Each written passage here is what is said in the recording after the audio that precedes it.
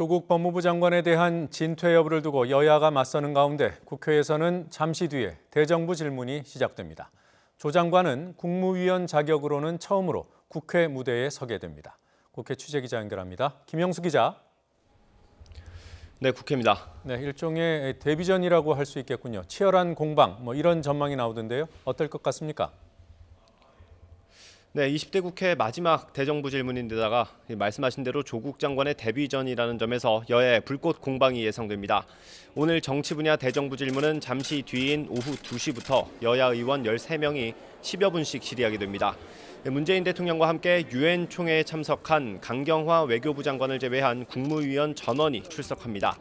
대정부 질문을 제2의 조국 인사청문회로 만들겠다는 입장인 야당은 질의 시간 대부분을 이낙연 국무총리와 조국 장관에게 집중할 것으로 보입니다. 반면 여당인 더불어민주당은 정책 질의에 집중하며 야권의 공세에 최대한 방어막을 친다는 계획입니다. 특히 조 장관 가족에 대한 검찰 수사에 대해 정치 개입으로 규정한 여당은 검찰 사법개혁 문제를 주요 이슈로 올릴 전망입니다. 네, 야당의 공세가 좀처럼 누그러들지 않고 있습니다. 각 당 지도부의 아침 회의 분위기는 어땠습니까? 네, 자유한국당 나경원 원내대표는 오늘 대정부 질문에서 조국 법무부 장관을 인정할 수 없다는 뜻을 분명히 밝히겠다면서 공세의 고삐를 조였습니다. 나 원내대표는 조국 사태가 발생한 지 50일이 지났다며 완전히 헝클어진 나라를 바로잡기 위해서는 국회가 나서야 한다고 강조했습니다.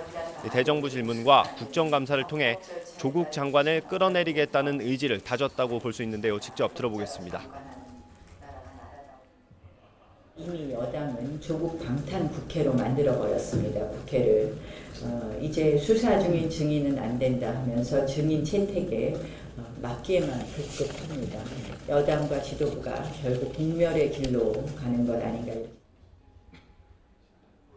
바른미래당 우신원 원내대표도 국회가 할 일은 범죄 피의자 보호가 아니라 의혹을 규명하는 것이라며 날선 질문을 예고했습니다. 반면 여당인 더불어민주당은 야당의 공세는 정쟁의 반복일 뿐이라고 일축했습니다. 이인영 원내대표는 대정부 질문은 오로지 민생을 위한 시간이 돼야 한다며 야당을 향해 장관 흔들기를 멈추라고 경고했습니다.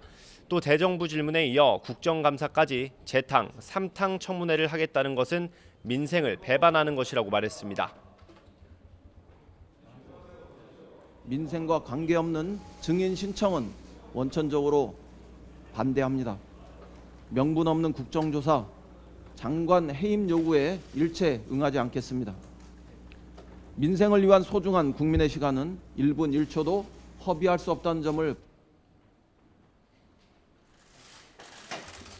다만 부정적 여론을 체감한 여당은 오늘 오전에 교육공정성 특위와 교육부의 연석회의를 열고 본격적인 실태 조사에 착수하기로 했습니다.